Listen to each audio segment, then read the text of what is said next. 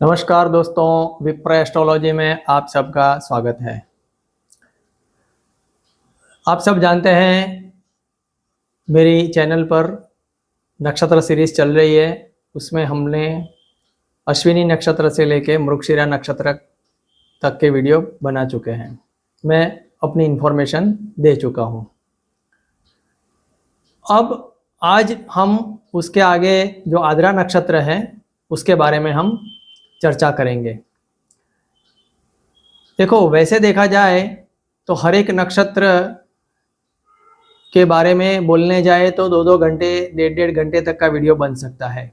लेकिन जो उसके मुख्य पहलू होते हैं, जहाँ से हमें कुछ आइडिया मिलता है कि ये नक्षत्र किस तरह से काम करता है और ये हमारे जीवन में इसका क्या महत्व है और ये किस तरह से हमारे जीवन को प्रभावित करता है, वो पॉइंट मैं डिस्कस करता रहता हूँ और समझाने का प्रयास करता हूँ। इसीलिए मेरा वीडियो बहुत ज़्यादा लंबा नहीं, लेकिन फिर भी 20-25 मिनट का होता है। आप ध्यान से सुनिए और समझने का प्रयास कीजिए। तो आज हम आद्रा नक्षत्र की बात करते हैं। अब आद्रा नक्षत्र जो है वो पूर्णतः मिथुन राशि में आता है।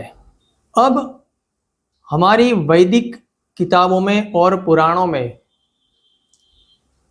आद्र शब्द का मतलब होता है नमी, नम यानी मॉइस्ट, जिसमें क्या बोलते हैं, भेज ज़्यादा है, ओस ओस ज़्यादा होती है, नमी होती है। अब सबको मैं बता दूं कि सूर्य जब आद्रा नक्षत्र में प्रवेश करता है उसी वक्त वर्षा ऋतु की शुरुआत का संकेत हमें मिल जाता है। जब तक सूर्य आद्रा नक्षत्र में प्रवेश नहीं करता तब तक सूर्य बहुत गर्म होता है और आद्रा में प्रवेश करते ही वो नम हो जाता है, यानी हमें नमी का एहसास होता है। और करीब करीब हर साल ये 21 जून के आसपास ये होता है। अब हम सब ये जानते हैं कि सूर्य के आद्रा नक्षत्र में प्रवेश करने की काल गणना से ही, कि उसके आधार पर ही पूरे साल का वर्षा ऋतु कैसा रहेगा, धान कैसा होगा, उगेगा, हमारे किसान कैसे रहेगी, किसानों का फायदा होगा नहीं होगा, धान ठीक ठाक उगेगा नहीं उगेगा, ये सब उसका एनालिसिस इसके पर किया जाता है। तो सूर्य का आद्रा में प्रवेश बहुत ही इम्पोर्टेंट माना गया है, क्योंकि सूर्य के आद्रा में प्रवेश होने के बाद ही बारिश होती है और उसके बाद ही अन्न पैदा होता है, धान पैदा होता है और नए जीवन की शुरुआत होती है। क्योंकि समस्त जीव अन्न पर ही निर्भर है। तो मैं सीधी बात कर दूं तो ये नक्षत्र हमें नया जीवन का भी संकेत देता है, लेकिन वो कैसे, ये हम आगे और देखेंगे। वैसे तो इस नक्षत्र को बहुत ही विध्वंसकारी नक्षत्र माना गया है, किंतु इसके साथ साथ नई शुरुआत का भी ये नक्षत्र है। मैंने कहा ना कि नए जीवन की शुरुआत, तो वो कैसे, वो हम समझते हैं कि जैसे मैंने कहा कि बारिश होती है और नया जीवन शुरू होता है, किंतु होता क्या है, बारिश होने से पहले तेज हवा चलती है, तेज तूफान आता है, बिजली की कड़ाके की आवाज आती है, बिजली कड़कती है और बादलों की गड़गड़ाहट होती है और तेज हवा की वजह से कई पेड़ पौधे गिर जाते हैं, होर्डिंग्स गिर जाते हैं, इलेक्ट्रिक के खंभे गिर जाते हैं। तो काफ़ी कुछ नुकसान, तबाही जैसा माहौल लगता है। हमको लगता है कि यार, ये प्रकृति ने इतना भयंकर स्वरूप कैसे धारण कर लिया है। प्रकृति हमें उस वक्त बहुत भयंकर दिखती है, रौद्र स्वरूप में दिखती है। चारों ओर अंधेरा सा छा जाता है, काले काले बादल छा जाते हैं और उसके बाद बारिश होती है और फुल बारिश हो जाती है। और बारिश खत्म होने के बाद हम देखते हैं तो चारों ओर हरियाली हरियाली होती है और बहुत सारे नए पेड़ पौधे भी उगे हुए हमें दिखाई देते हैं। तो प्रकृति का यह विध्वंस जो है वो एक नया जीवन की शुरुआत का भी हमें संकेत देता है। संकेत ही नहीं, हमें स्पष्ट दिखाता भी है। यानी इसका मूल मंत्र जो समझना है तो ये कह सकते हैं कि अच्छी शुरुआत करने के लिए है हमें कुछ विनाश करना होगा, यानी कुछ छोड़ना होगा, खत्म करना होगा, विध्वंस करना होगा। या हम लोग कई बार बोलते हैं कि कुछ पाने के लिए कुछ खोना पड़ता है। तो ये जो वर्ड है ये इसके लिए बहुत ही अच्छा फिट बैठता है। अब हम इस नक्षत्र के चिन्हों के बारे में बात करेंगे और उससे हम उसके गुण जानने की कोशिश करेंगे।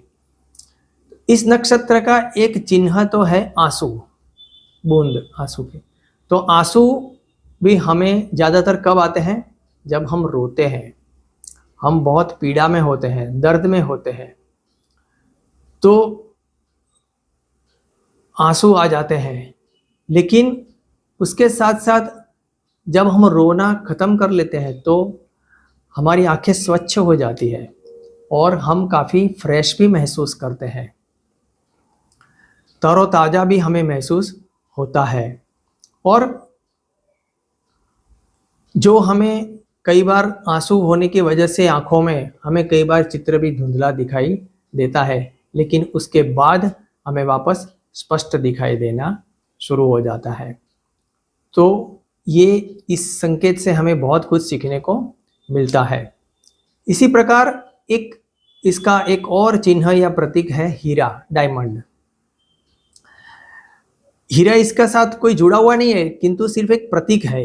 वो कैसे है कि जिस तरह से हीरा कोई पहनता है तो वो हीरा सूर्य की आध्यात्मिक ऊर्जा और रहस्यमय ऊर्जाओं को वो अवशोषित करता है, और जो पहनता है, पहन के रखा है, उसको वो ऊर्जा देता है। अवशोषित करने के बाद वो ऊर्जा उसको प्राप्त कराता है। तो आद्रा में भी इन शक्तियों को अवशोषित करने की क्षमता होती है और उनके अच्छे या बुरे के लिए उपयोग वो कर सकते हैं। जिस तरह से हीरा शक्तियों को अवशोषित करता है, वैसे ही आद्रा वाले लोग भी शक्तियों को अवशोषित करते हैं और उसको अच्छे या बुरे के लिए उपयोग में लेते हैं। हम सब जानते हैं कि हीरा एक बहुत ही कठोर रत्न माना गया है, जो ज़्यादातर कांच को भी तोड़ने के लिए या किस कठिन चीज़ को काटने के लिए यूज़ होता है। तो ये इसके आद्रा वाले लोगों में भी कुछ ऐसे ही तीक्ष्ण और भेदन करने की शक्ति वाले या काटने की क्षमता वाले गुण भी उनके अंदर दिखाई देते हैं। यानी ये तीक्ष्ण तरीके का है, वो एकदम भेदन, तीव्र भेदन करते हैं। और यहाँ से हमें ये भी संकेत मिलता है कि ये कोई भी मामले की तह तक, डेप्थ तक जाने को वो इच्छुक रहते हैं। अब हम इसके एक और पॉइंट महत्वपूर्ण है वो देख लेते हैं कि इस नक्षत्र के देवता हमें क्या समझाते हैं, सिखाते हैं। तो इस नक्षत्र के देवता भगवान रुद्र है, जो एक शिव का ही स्वरूप है। ये जो नक्षत्र है उसका जो स्टार है, तारा है आकाश में जो दिखता है, वो मेन तारा जो है उसके साथ एक और भी तारा है उसका जोड़ीदार, जिसको रुद्राणी कहते हैं। रुद्र और रुद्राणी यानी माँ पार्वती।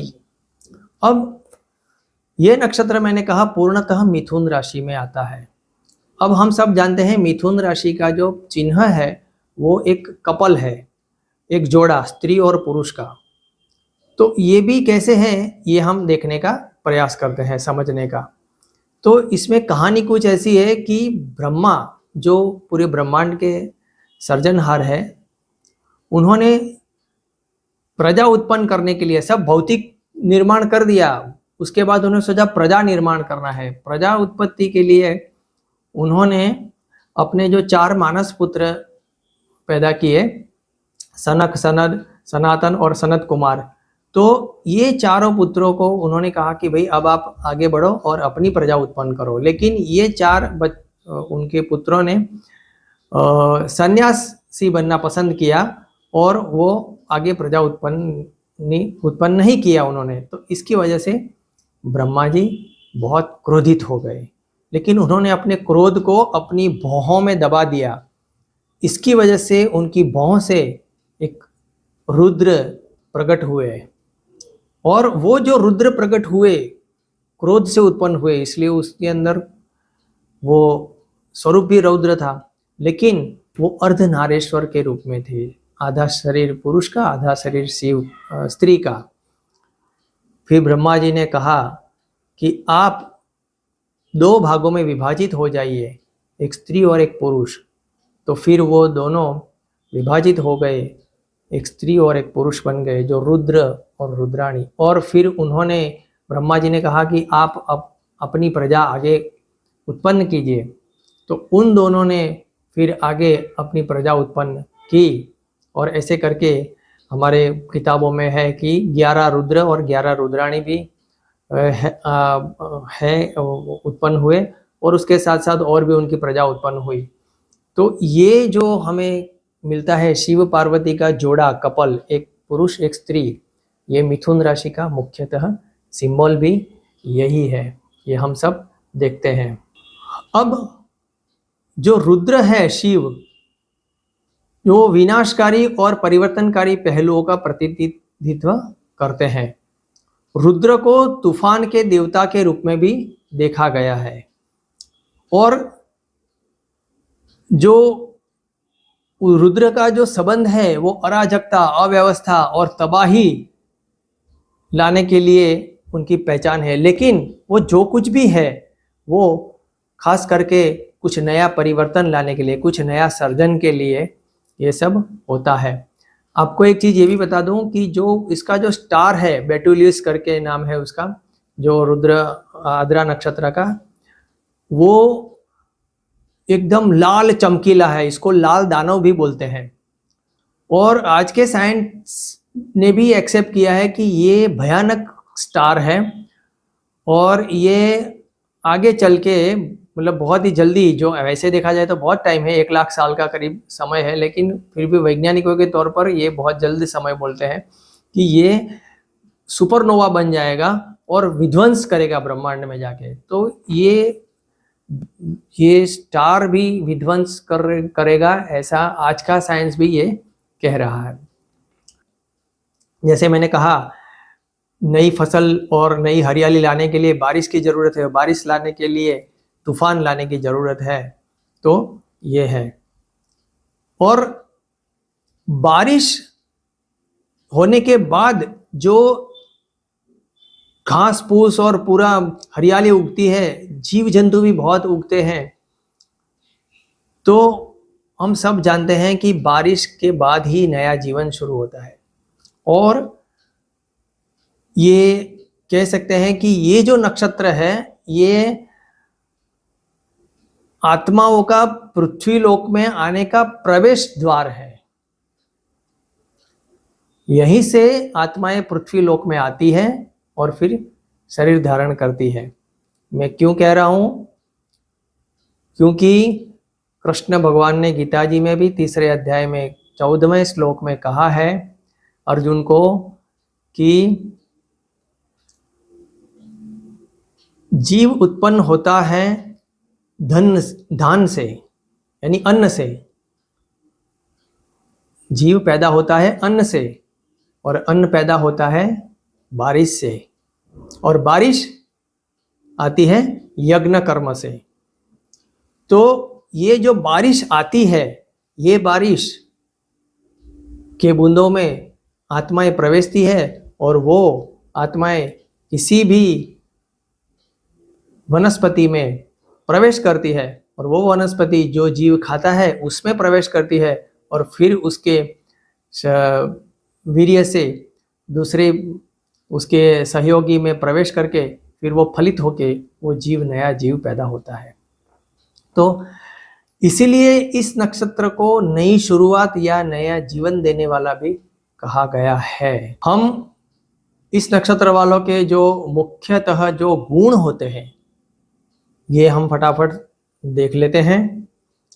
इस नक्षत्र में जन्मे व्यक्ति का व्यवहार स्वभाव अप्रत्याशित होता है, क्योंकि हमने कहा विध्वंसकारी और विनाशकारी उनका थोड़ा सा व्यवहार होता है। उनमें ठंडक और गर्मी, यानी ये दोनों तरह का इनका स्वभाव आपको देखने को मिलेगा। अंतर्मुखता, बहिर्मुखता, धैर्य और अधीरता, कभी धीरज देखने को मिलेगी, कभी एकदम पेशेंस बिल्कुल नहीं देखने को मिलेगी। ऐसे विषमताएं का ये उत्तम मिश्रण है, मतलब जो दोनों ऑपोजिट उन जो हमारे गुण होते हैं वो दोनों ही उनके अंदर फुल फ्लेज भरे पड़े हुए होते हैं। दूसरी बात, इनके अंदर एक गुस्सा छिपा हुआ होता है और प्रतिकूल परिस्थितियों में भी वो शांत दिखना पसंद करते हैं। अंदर बहुत विस्फोट हो रहा है दिमाग में, लेकिन फिर भी बाहर एकदम शांत और ठंडे दिखाई देंगे। बहुत आत्मविश्वासी होते हैं, दृढ़ संकल्प वाले होते हैं, बहुत ज़्यादा जिम्मेदारी उठाने वाले होते हैं और जिम्मेदार व्यक्ति होते हैं। उनका रवैया सदैव कृतज्ञ होता है, किसी का भला करने का ही रवैया ये लोगों में रहता है। ये लोग ईमानदार होते हैं और भीड़ का हिस्सा बनना पसंद नहीं करते। परिश्रमी भी बहुत होते हैं, थोड़ा सा उनका विनोदी स्वभाव भी होता है। इनके अंदर ज्ञान का भंडार होता है और एक ही समय में कई कार्यों को अंजाम देना उनको ज़्यादा पसंद होता है। इनकी स्मृति तीव्र होती है, याददाश्त बहुत तेज होती है और ये सब गुण उनके अंदर देखने को मिलते हैं। और भी है, हम देखते हैं कि समझते हैं तो कि ये नक्षत्र ये वो नक्षत्र है जहाँ से बुद्धि जन्म लेती है, यानी कि बुद्धि का जन्म होता है। हमने पिछले नक्षत्र में देखा कि मृगशिरा नक्षत्र में वो मन को घूमने और भटकाने का काम करता है, क्षमता विकसित होती है मन को घूमना और भटकाना। लेकिन इसमें इस नक्षत्र में क्या होता है कि वो भटकने के बाद उसको जो अनुभव प्राप्त होता है उसको इकट्ठा करने की एक बुद्धि विकसित होती है और वो भटकाव जो था वो यहाँ पे अंजाम तक आया, कुछ ढूंढ निकाला तो अंजाम यहाँ आद्रा में आता है। इसीलिए मैं ये कह सकता हूँ कि आद्रा नक्षत्र का संबंध यत्न शक्ति है। यत्न यानी प्रयत्न करने रहने का। इसका मुख्य जो लक्ष्य है वो खोज करना नहीं है, खोज के साथ साथ खोज करते करते तह तक पहुंचना और उसको समाप्ति तक लाना, ये उनका मुख्य लक्ष्य है। आद्रा नक्षत्र वो ऐसा पहला नक्षत्र है कि जहाँ पे अपनी भावनाओं का सामना मन से होता है। मन और हमारी भावनाएं एक दूसरे से टकराती रहती है और उसके लिए बैलेंसिंग बनाना बहुत मुश्किल हो जाता है इंसान को। ये लोग धैर्यवान श्रोता नहीं है, इनको सुनना कम पसंद है लेकिन बोलना ज़्यादा पसंद है। ये बोलते बहुत ही अच्छे वक्ता होते हैं, आत्मसम्मान से भरे होते हैं, तर्क वितर्क उनको बहुत ज़्यादा पसंद है, वैज्ञानिक मानसिकता वाले हो, साइंटिफिक और लॉजिकल बात करते हैं और साहसी भी होते हैं, थोड़े से मूडी होते हैं और लास्ट मोमेंट पर किसी का विरोध भी कर देते हैं कि यह ऐसा नहीं ऐसा था ऐसा था, और ऊंचे विचारों वाले भी होते हैं।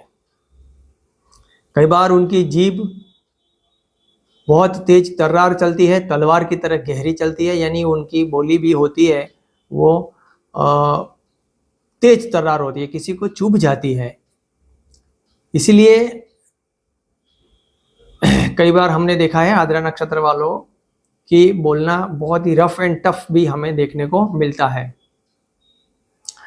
आद्रा जातक जो है एक अच्छे सलाहकार, एडवाइज़र अच्छे हो सकते हैं, मंत्र के ज्ञाता, और उनकी स्वास्थ्य की जो स्थितियां होती है, स्वास्थ्य उनका थोड़ा सा ठीक रहता नहीं है, स्वास्थ्य में समस्याएं रहती है। इसलिए आगरा नक्षत्र वालों को क्या करना चाहिए, अपने स्वभाव की उग्रता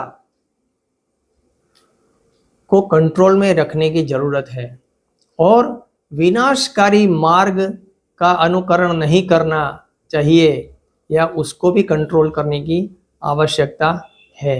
ये बहुत जरूरी है। इस नक्षत्र की जो वनस्पति है वो बहेड़ा है, कई जगह कृष्ण अर्जुन भी लिखा हुआ है, कोई जगह अगर भी है। तो ये 2-3 वनस्पति इसकी वनस्पति मानी गई है। इस नक्षत्र के जो गोत्र ऋषि है वो पुलह ऋषि हैं और आद्रा नक्षत्र के जो खास करके अंग है शरीर के, वो खास करके हमारा ये फोरहेड और थोड़ा सा आई ये है, ये इस पर इसके प्रभाव डालते हैं। और इसके साथ एक छोटी रेमेडी और बता दूं कि अगर आपके कुंडली में आद्रा नक्षत्र में ग्रह दूषित होके पड़ा है तो वहाँ पे आप ये प्रकृति को शुद्ध करने का कार्य करता है, मैंने समझाया अभी उस तरह से। तो जो भी प्रकृति को प्रदूषण फैलाने वाले यानी हवा, पानी, जल, वायु, ये सब जो हमारे तत्व है प्रकृति के, उसमें जो भी प्रदूषण फैलाने वाली गतिविधियों को रोकने का प्रयास करे और उन लोगों को समझाए, पानी बचाए, घर में भी और वर्षा का जल का संरक्षण करें। ये सब करने से भी इसकी रेमेडी होगी। आशा रखता हूँ आप सबको ये वीडियो पसंद आया होगा। आप सब लोग मेरे चैनल को सब्सक्राइब कर दीजिए, लोगों में शेयर कर दीजिए और लाइक कर दीजिए। आने वाले समय में बाकी का नक्षत्र भी हम ले लेंगे। बहुत बहुत धन्यवाद। नमस्कार।